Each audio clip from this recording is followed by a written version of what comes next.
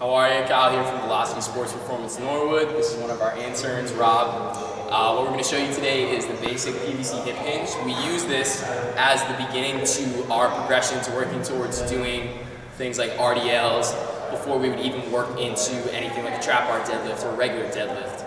What we're trying to teach with this is the ability to kind of segment and understand that the top portion of your body and the lower portion of your body can move independently of one another. We're trying to work on pelvic stability and developing the ability to utilize your glutes and your core as stabilizers so that we do not hang through our QLs and so that we don't end up with tight hip flexors.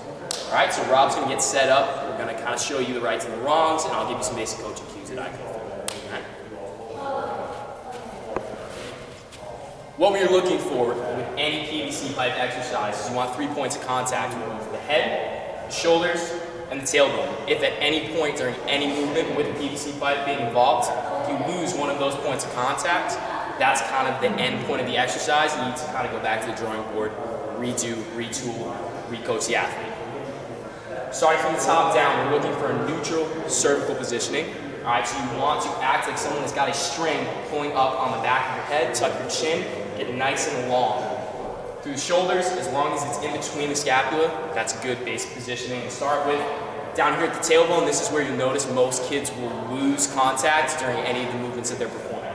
All right, so Rob's going to show you a very basic hip hinge, and then we're going to kind of tweak it and show you what can go wrong if he's performing. All right, give me a good one.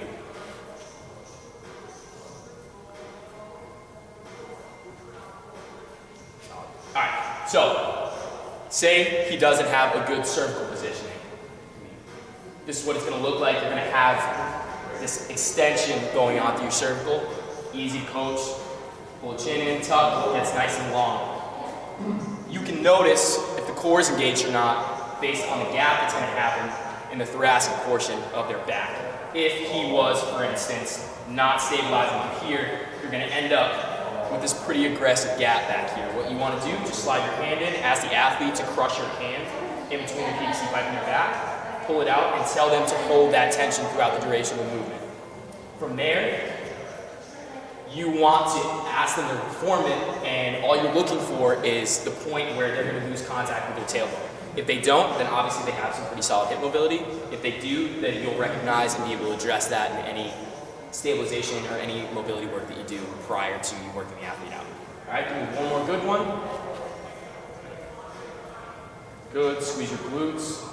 Last point of emphasis is you want them to focus on driving their hips forward towards the wall, using their glutes as the prime mover as opposed to pulling their shoulders up towards the ceiling. That will avoid them using their QLs and will force them to learn how to utilize their glutes. That's it for today, and we'll have a couple of progressions later on down the road.